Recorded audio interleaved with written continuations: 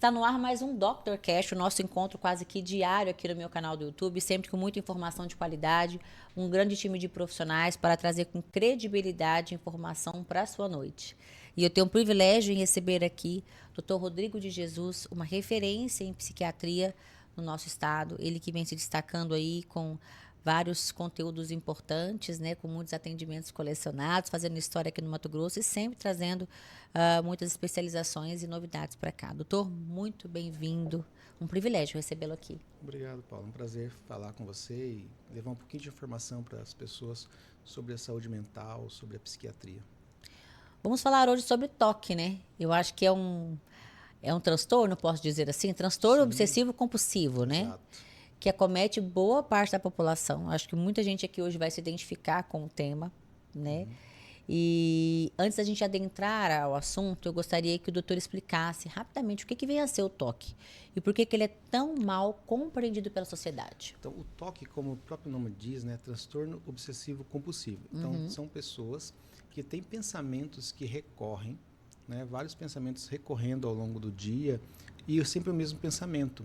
E muitas vezes esse pensamento vai gerar uma angústia e eu vou precisar fazer alguma coisa, algum ritual onde isso vai aliviar esse pensamento, vai distrair esse pensamento.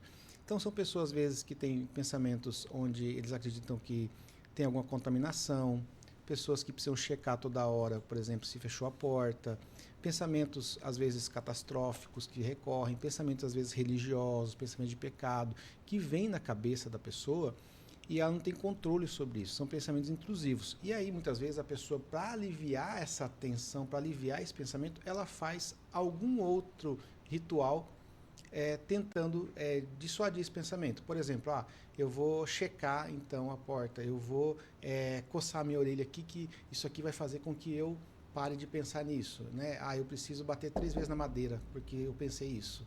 Então, são coisas que a pessoa faz que vai aliviando isso. E isso vai se tornando um problema porque você tem um desgaste mental, você tem um desgaste emocional, né? As pessoas vão muitas vezes ficando mais inibidas, com vergonha, né? Ela percebe que isso atrapalha a vida, comete o funcionamento das pessoas. E também a pessoa acho que não desliga, fica sempre em alerta, né, doutor? Sim, Não relaxa, né? Não tem um existe um relaxamento. desgaste, né? E os pensamentos muitas vezes são pensamentos negativos, às vezes pensamentos, às vezes até de cunho sexual, que a pessoa não quer ter e vem na cabeça da pessoa. E aí isso gera um desconforto muito grande porque você deixa de produzir outras coisas, por exemplo, durante o seu dia. Que você poderia se dedicar a uma leitura, se dedicar ao seu trabalho, você está ali, vamos dizer assim, perdendo tempo com pensamentos, né, obsessivos. Quais são os principais sintomas, né? Dentre essas obsessões, compulsões, existe compulsões também no toque? Sim. A compulsão geralmente é para você relaxar isso, é uma maneira de você atenuar isso. Então, o pensamento pode ser, por exemplo, um pensamento onde eu acho que eu peguei aqui nessa superfície, minha mão está contaminada, eu preciso lavar minha mão, eu preciso limpar, eu preciso passar um álcool. Isso repetidas vezes. Um pensamento, por exemplo, de cunho sexual, um pensamento religioso, entendeu? Eu cometi um pecado, eu falei alguma coisa. Então, são pensamentos que vêm na sua cabeça, um pensamento de tragédia, um pensamento onde você vê, por exemplo, se vê pulando de um lugar, por exemplo, né, se pulando de um lugar alto, esse pensamento vem repetidamente e causa sofrimento. E aí eu faço alguma coisa, né, algum outro ritual para poder atenuar isso. Essas são as compulsões. O que diferencia a mania do toque? A mania é uma coisa que você faz mais no sentido mais prazeroso da coisa, né? Quando você tem, por exemplo, eu tenho uma mania de, sei lá, coçar a orelha, né? Fazer isso aqui às vezes, mas me dá um prazer, sabe? Uma coisa mexendo no cabelo, ficar às vezes é uma mania de ficar mexendo no cabelo, enrolando o cabelo. Mas isso não me causa assim, um desgaste, um sofrimento diferente do toque. Por exemplo, eu preciso ir lá e checar se eu fechei a chave, o registro do gás várias vezes. Eu saio da minha casa e eu preciso voltar várias vezes para checar se eu tranquei a maçaneta da porta. Então eu vou perdendo tempo, eu vou perdendo qualidade de vida com isso. Então isso gera muito desconforto. Ele é totalmente disfuncional, esse tipo de comportamento. Quais são os impactos que o toque pode trazer na vida das pessoas, dos pacientes, né? Relacionado ao trabalho, a próprios relacionamentos, à rotina? Por exemplo, dentro do seu trabalho você vai perder tempo, você vai perder criatividade, você vai perder às vezes, oportunidades, porque você muitas vezes vai ficar inseguro, vai ficar com medo, vai gerar ansiedade. Geralmente o toque está acompanhado de algum outro transtorno, principalmente sintomas de ansiedade, né? Do cluster da ansiedade, por exemplo, a transtorno de ansiedade generalizada, a fobia específica, a fobia. Então, assim, pânico. Então, ele está muitas vezes atrelado ou desencadeando outros transtornos. Então, ele gera um impacto negativo. Até de outras comorbidades, por exemplo, até um quadro depressivo. Imagine, então, que de repente eu começo a ter pensamentos obsessivos, por exemplo, que minha companheira está me traindo, que meu companheiro está me traindo. Isso começa a vir na minha cabeça frequentemente, tá? E isso vai me desgastando, isso vai afetando meu relacionamento, vai afetando meu vínculo social. Isso gera muita angústia. Isso vai levar, eventualmente, a um quadro depressivo. Então, eu vou ter perdas dentro do meu ambiente de trabalho, dentro do meu funcionamento, na minha qualidade de vida, no meu sono.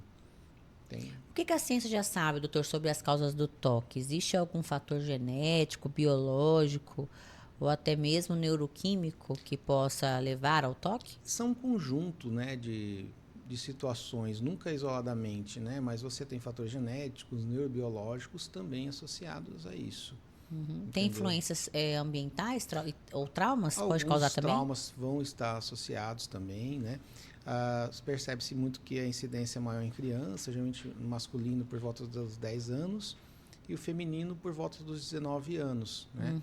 Mas também se desenvolve na vida adulta, mas com uma menor frequência, né? Mas geralmente nessa faixa etária assim do adulto jovem.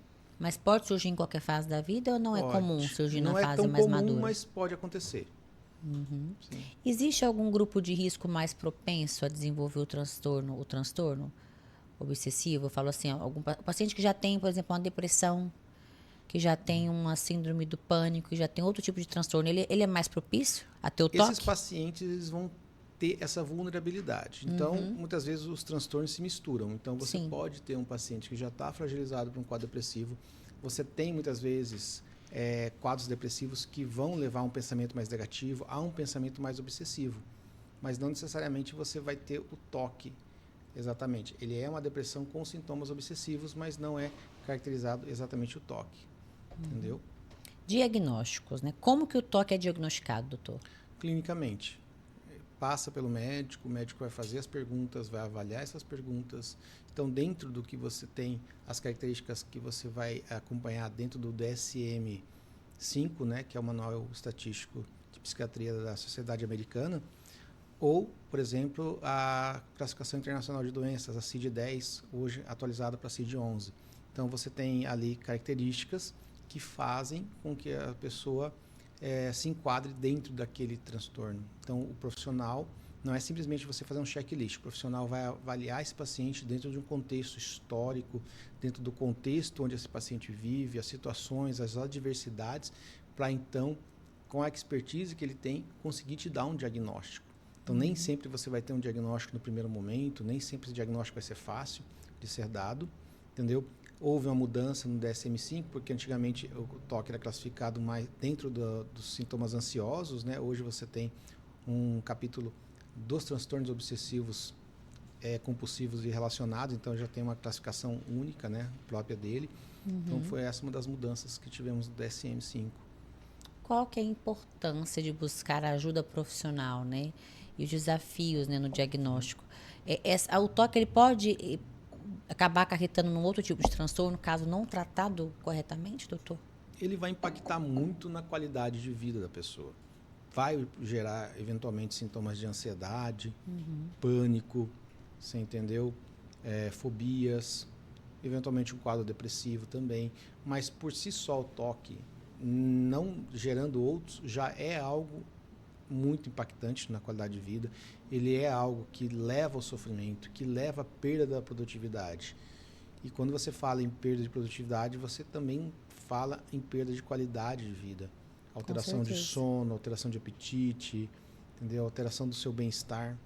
E é isso que a gente não pode deixar, porque senão você começa a ter outros impactos junto a isso. Quais tratamentos disponíveis nós temos hoje, doutor? Então, nós usamos geralmente medicamentos, né? Medicamentos psicotrópicos. podendo ser, de repente, um inibidor de recaptação de serotonina, né, que é um dos principais medicamentos, mas você pode associar outros medicamentos para potencializar os efeitos desses medicamentos e atenuar os pensamentos. É impressionante o quanto que os pacientes respondem à medicação.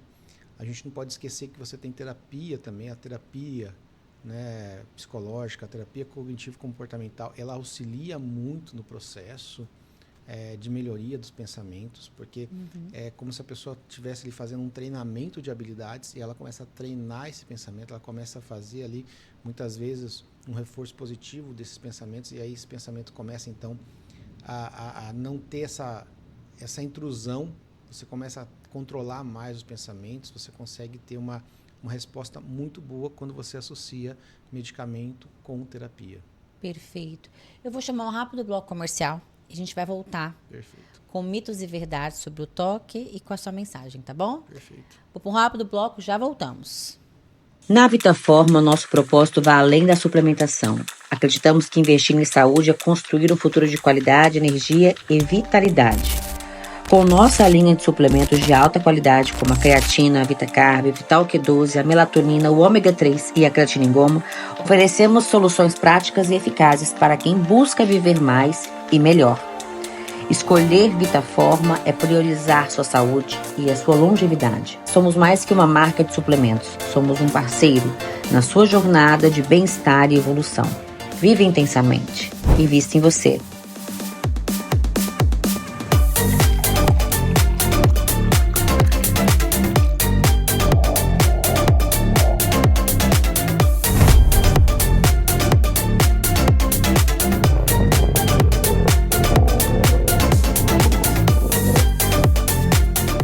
Vitaforma, uma nova forma de viver a vida. Não tem como não se curvar à potência da natureza. Além de observar, me resta sentir cada uma de suas paisagens.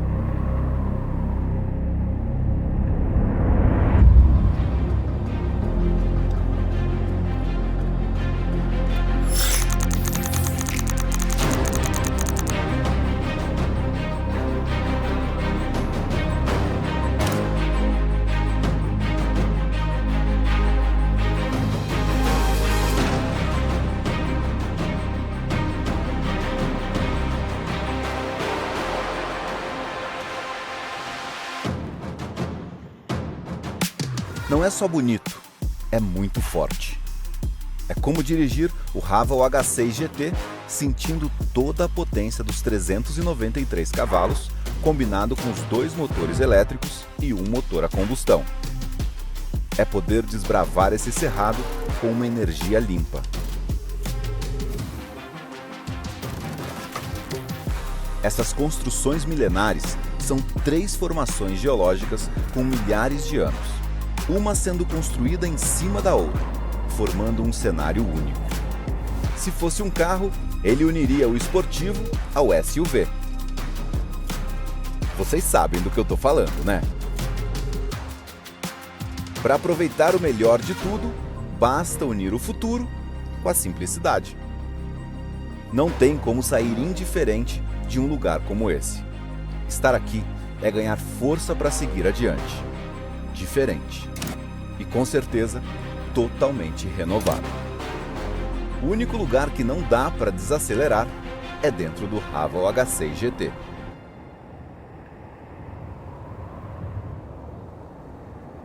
O amanhã chegou na Chapada dos Guimarães. Hello, tomorrow. Conheça a farmácia de manipulação Splendore.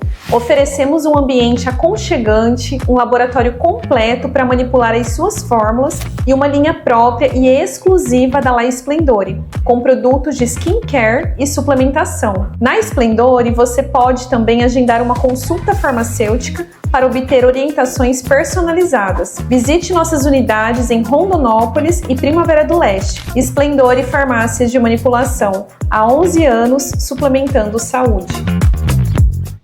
Voltamos. Estamos aqui com o Dr. Rodrigo de Jesus, ele que é médico psiquiatra, está falando hoje sobre toque, gente. Vários pontos aqui abordados e vamos dar continuidade falando dos mitos e verdades sobre o toque, né, doutor? Vamos continuar. Vamos lá. Quem tem toque é apenas uma pessoa organizada demais? Verdade ou mito? Um mito.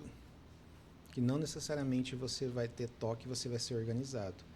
Muito pelo contrário, você pode ter um toque e você ser totalmente organizado, porque o próprio processo do pensamento rígido te desorganiza, você não consegue fazer outras coisas.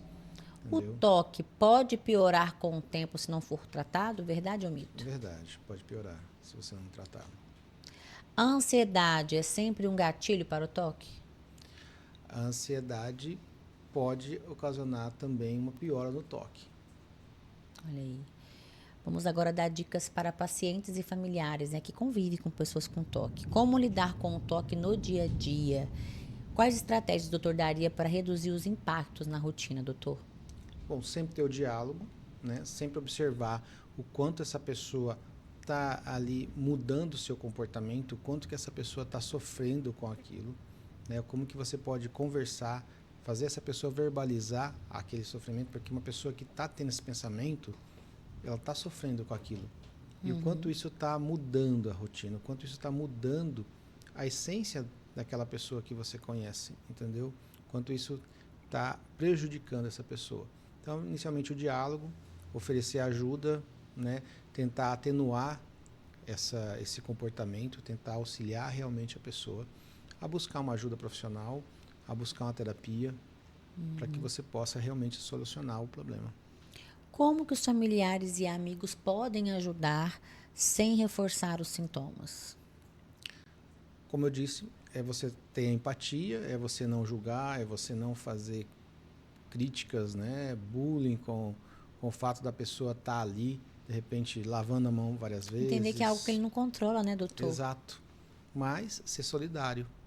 Oi, tudo bem? Estou percebendo que você está passando por uma mudança, você precisa de ajuda, vamos conversar um pouquinho sobre isso, né? Sempre se colocando de uma forma empática, né? Sem julgamento, sem piadas, né? Acho que a última coisa que a pessoa quer é isso, naquele momento. Qual que é a importância do autocuidado e da paciência no tratamento? Os pacientes, eles costumam ter paciência com o tratamento, doutor? Geralmente o toque está muito associado à ansiedade, né? Dificilmente quem é ansioso vai ter paciência. Com certeza. Porque a medicação, quando você fala em medicamento, você está falando em neuromodulação.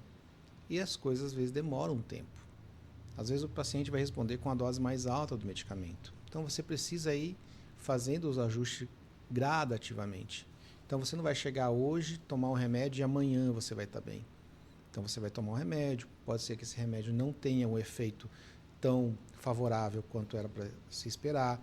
Pode ser que você tenha um efeito adverso. Pode ser que tenha que trocar. Pode ser que você não tenha um efeito farmacológico esperado e aí tem que trocar o medicamento.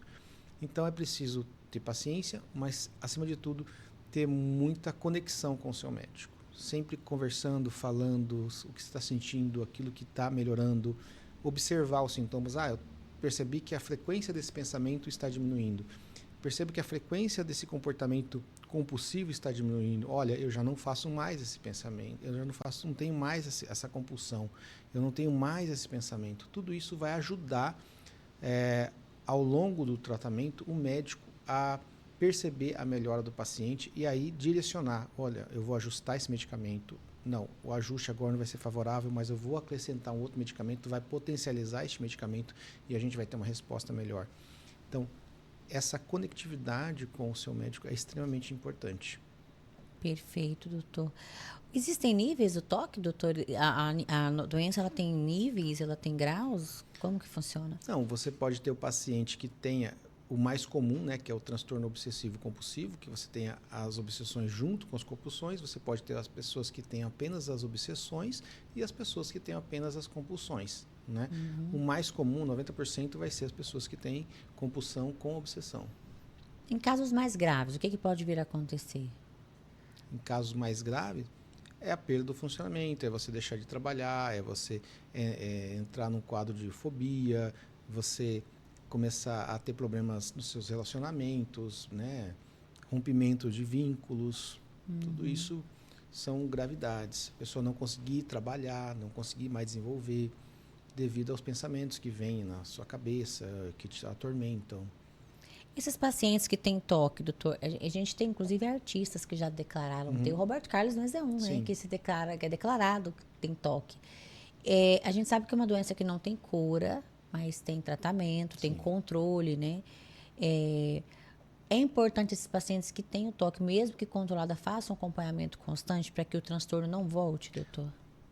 Eu digo assim, o acompanhamento, né, da saúde, ela é constante. Então, você não vai ao médico só quando está doente. Você vai fazer a sua rotina de exames, você vai acompanhar. Com psiquiatra nem sempre é assim, né? A pessoa só vai contar Geralmente não, né? quando tá ruim já, né, Mas doutor? você ter esse acompanhamento com o psiquiatra, com o Muito psicólogo, importante. lidar com essa problemática da vida, ela é importante. Para que você, por exemplo, não deixe que o problema cresça demais. Então, muitas vezes, é o que eu sempre digo, as pessoas acham que a gente, psiquiatra, vai tratar as pessoas dentro de um nível de loucura, e não é isso. Quem é o paciente que chega para a gente? A grande maioria são pessoas que funcionam muito bem e que começam a perder a qualidade de vida, que começam a perder o seu funcionamento adequado. Então, essa pessoa, ela é um profissional e ela não consegue mais entregar a produtividade que ela entregava. Sim. Ela é uma pessoa que era muito feliz, ela não consegue se sentir mais tão bem. Ela não consegue mais ter o prazer que tinha, ela não consegue ter mais a qualidade de vida que ela tinha, não consegue ter mais o sono que ela tinha. Ela percebeu essa mudança e ela já busca. Então, geralmente são pessoas que têm um alto funcionamento, é evidente que existem pessoas que demoram mais, que são mais resistentes, que às vezes têm um adoecimento um pouco mais intenso, chegam num caso um pouco mais grave, mas não é a maioria. A grande maioria são pessoas que estão nesse processo. É tantos transtornos, né, doutor? Mas o toque é um transtorno que já vem sendo discutido há muito tempo. Sim. É até importante a gente levantar aqui, porque mediante tantos transtornos da atualidade, a gente vem deixando esses temas de lado. E é algo que ele é presente na vida de muitas pessoas já há muitos anos, né? Há muito tempo. E as pessoas confundem muitas vezes. Confundem diagnóstico. Né? Confundem o fato, às vezes, como você falou, tem a mania de fazer tal coisa, achar que é o toque. Não necessariamente. Tá? O toque, ele é algo realmente nocivo, é algo que atrapalha esse funcionamento. Não é só um tique que você tem. Uhum. E é importante a gente saber definir o que vem a ser mania e toque, para não confundir também o diagnóstico e poder fazer um tratamento certo, um acompanhamento certo, né, doutor? Sim. Doutor, que mensagem o doutor deixaria para quem sofre com toque? E principalmente também um recado que eu gostaria que você deixasse para os familiares de quem tem toque. Acima de tudo, respeite os seus limites. Não tenha medo de procurar ajuda. Não postergue essa busca. Então, você percebeu que o seu funcionamento não está adequado, que você está tendo pensamentos que estão te atrapalhando, pensamentos que não são seus, pensamentos que estão vindo à sua cabeça, que você está tendo comportamentos repetitivos, que esses comportamentos tendem a melhorar esses pensamentos, busque uma ajuda, busque um profissional para que te oriente, para que você consiga ter ali um diagnóstico mais assertivo. Os familiares, busque entender as pessoas que estão na sua família, como que está funcionando, se você percebe que essa pessoa está tendo algum comportamento mais ritualístico dentro da casa, de organização, de necessidade de organizar as coisas, de não conseguir tirar as coisas do lugar, de ter aquela necessidade de um padrão muito organizado, onde quando sai desse padrão ela acaba tendo sofrimento com isso. Então tudo isso gera muita angústia para o paciente. Então, eu já tive pacientes que extremamente organizados e que muitas vezes não conseguiam fazer outras coisas da vida se não tivesse tudo organizado. Tudo tinha que estar muito dentro de uma régua muito detalhada, metódica mesmo. E aí isso gerava muito desconforto, porque você não conseguia aproveitar a família, Sofrimento, você não conseguia também, fazer doutor. outras coisas, sofria demais. Entendeu? Onde encontrar ajuda, doutor? Encontrar ajuda com os profissionais da saúde mental, psiquiatras, psicólogos, terapeutas. É importante. E a informação, né? Com certeza. Informação que a gente vai disponibilizar nas redes sociais e tudo mais. No seu canal, por exemplo. Mas no meu canal, no seu Instagram também, que tá Exato. repleto. Eu vi que você teve uma virada de chave, mudou de consultório, né? Foi. Tá aí com vários conteúdos muito legais na sua rede social, eu tenho acompanhado. A gente se identifica porque você aborda ali pontos que acho que vai na ferida de algumas pessoas, né, doutor? Sim. Então tem sido muito legal a forma com qual você tem se posicionado nas redes sociais. Que bom, fico feliz com o feedback. E eu espero cada vez mais conseguir também romper essa minha timidez de falar e tudo mais e conseguir levar um conteúdo mais expressivo, onde eu realmente consiga ajudar as pessoas, né? O intuito é esse, né? O intuito dentro do Instagram é isso, é levar informação para que as pessoas tenham conhecimento e busquem ajuda. A autoridade, né, os leads são consequências de um trabalho plantado, mas o objetivo principal tem que ser justamente esse, né, o propósito principal, levar informação. E eu fico muito feliz porque eu acompanho o seu trabalho desde o inicinho nas redes sociais. Quando o seu Instagram era pequenininho, né? E eu vejo assim o seu crescimento, tanto que o seu trabalho evoluiu, tanto que você evoluiu, porque eu sei que para você é um desafio, como é para muitos profissionais falar ali, né, doutor? Produzir esses conteúdos, mas você vem, assim, rompendo barreiras, trazendo conteúdos, assim, que eu falo que é utilidade pública mesmo. Sim. E essa é a função. E é muito, assim, a construção de autoridade, o posicionamento é a consequência de tudo isso que você vem fazendo. E vem rompendo barreiras também, né? É isso aí. Parabéns. Doutor, para quem queira acompanhar o seu trabalho nas redes sociais, qual é o seu Instagram? @Dr. Rodrigo de Jesus. Consultório novo, casa nova, fala o endereço pra gente. Aqui pertinho, né? Fica aqui pertinho, fica em Jardim das Américas, na rua Havana 276. Para quem queira encontrar o Dr. Rodrigo, para quem queira marcar uma avaliação, para quem queira também conhecer um pouquinho do trabalho dele. Eu acho importante vocês entrarem na rede social dele, tem vários conteúdos importantes, muitas informações assim valiosas ali, viu? Vale a pena entrar. Doutor, muito obrigada pela sua participação. Não demore a voltar. Não. Porque é difícil trazer ele aqui, gente. Vocês aproveitem quando ele vem aqui. É difícil, agenda cheia, a vida é muito corrida, né, doutor? Você vê que hoje eu atrasei, né? Acontece. Hoje eu atrasei, realmente estava com paciente, a gente acaba atrasando às vezes. Não tem jeito, né? E fala assim que a sua área ela é um pouco imprevisível, né? Nem sempre você sabe o que vai vir ali. Não sabemos. Eu falo que é o dom mesmo, é a unção. Psiquiatria é para poucos. Parabéns, doutor. Obrigado, parabéns pelo trabalho. Obrigado. Vocês que nos acompanharam aqui, eu falo que a informação ela só começa aqui, ela termina através de você, que vai compartilhar e replicar todos os conteúdos da nossa plataforma. O Dr. Cash tem vários conteúdos anexados com excelentes profissionais que são experts em suas áreas de atuação. Então, você pode fazer a sua parte também, contribuindo e levando acesso à informação a mais número de pessoas. Espero vocês aqui amanhã, nesse mesmo horário, e mais um Dr. Cash. Até lá!